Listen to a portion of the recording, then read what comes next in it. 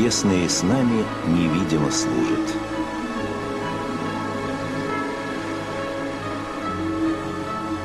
Литургия прежде священных даров. Литургия прежде священных даров – чин божественной литургии, который совершается православной церковью только в дни Великого Поста. Божественная литургия – это великое торжество для каждого христианина и всей Церкви Христовой.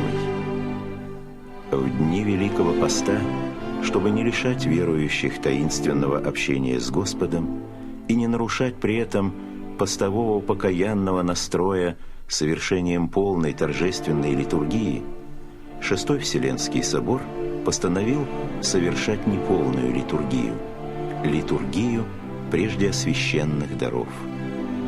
Чин этой литургии был составлен и введен в богослужебную практику во второй половине VI века римским святителем Григорием Двоесловым. Литургия прежде священных даров совершается по средам и пятницам Святой Четыредесятницы, в четверг Пятой Седмицы Великого Поста, в день памяти 40 мучеников севастийских и еще в ряде предусмотренных уставом случаев. На Страстной Седмице литургию прежде священных даров положено совершать в первые 3 дня. На этой литургии верующие причащаются святыми дарами, освященными на предыдущей полной литургии святителя Василия Великого или Иоанна Златоустова. Поэтому на литургии прежде священных даров не бывает приношения просфор и вина и их особого приготовления для таинства Евхаристии. На этой литургии также не положено причащать грудных младенцев. Не совершается на этой литургии и сама Евхаристия. Начинается богослужение с вечерни. Первый возглас священника такой же, как и на обычной полной литургии. «Благословенно Царство Отца и Сына и Святого Духа».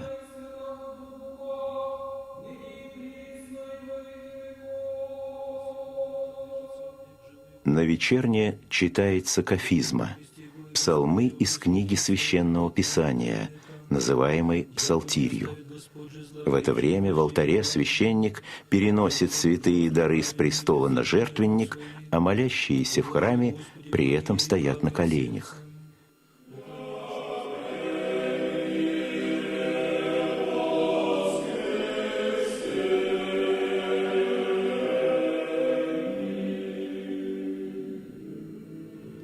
После входа с кадилом, а на Страстной Седмице входа с Евангелием, звучит песнопение «Свете тихий».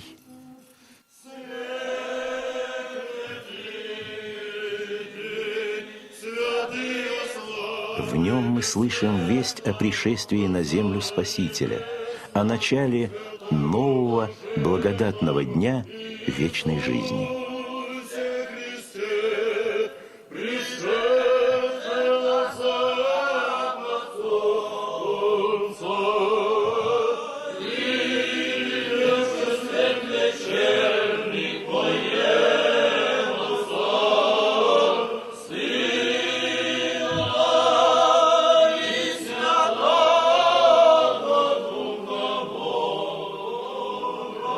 Начинается чтение паремий, отрывков из Священного Писания Ветхого Завета.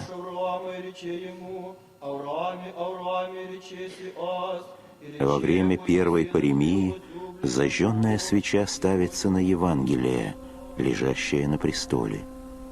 Это действие символизирует то, что все пророки и праотцы Ветхого Завета были освящены тем же божественным светом, который просвещает всех людей и ныне. По окончании чтения первой паремии предстоятель берет свечу и кадила и благословляет молящихся, возглашая: «Свет Христов просвещает всех». Свеча является здесь символом Господа Иисуса Христа, который есть свет миру.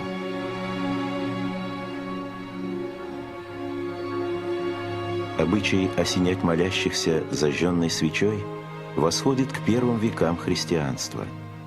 Оглашаемые, желавшие принять таинство святого крещения в дни Великого Поста, перед выходом из храма благословлялись священником зажженную свечою.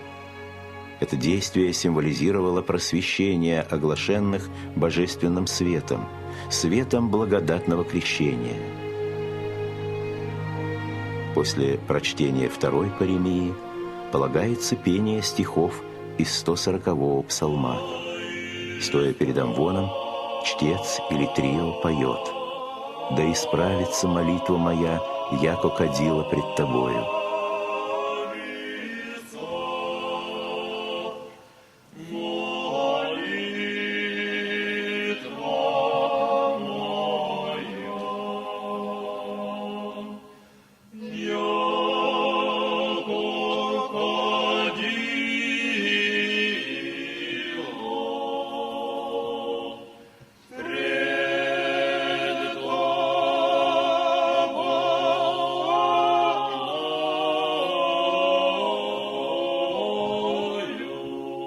Основной молитвой всего великопостного богослужения является покаянная молитва преподобного Ефрема Сирина, которая говорит нам о главных добродетелях и главных опасностях в духовной жизни.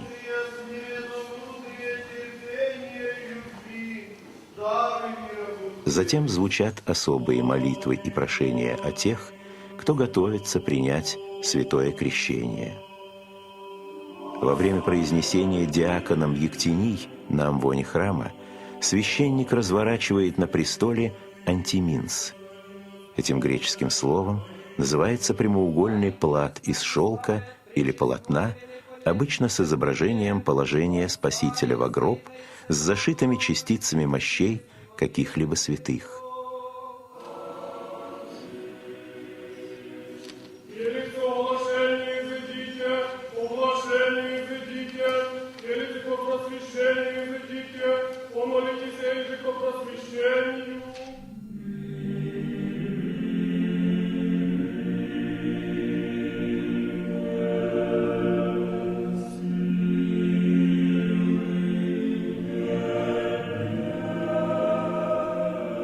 Наступает торжественный момент – перенесение святых даров с жертвенника на престол. Внешне вход священника и диакона со святыми дарами в алтарь походит на великий вход за полной божественной литургией, но по существу и духовному значению он совершенно иной. С верою и любовью приступим, да причастницы жизни вечные будем. Аллилуйя, аллилуйя, аллилуйя. Дискос и чаша ставятся на престол. Все молящиеся в храме поют вместе с хором молитву Господню «Отче наш». После возгласа «Прежде освященная святая святым» священнослужители в алтаре причащаются святых христовых тайн. Отверзается завеса царских врат, и чаша со святыми дарами выносится для причащения верующих. Богослужение заканчивается. Звучит призыв «С миром изыдем». Все стоящие в храме подходят к священнику и прикладываются ко кресту. Мы выходим из храма. За его стенами нас ожидает жизнь, полная скорбей и трудов. Но теперь нашу жизнь озаряет свет божественной благодати.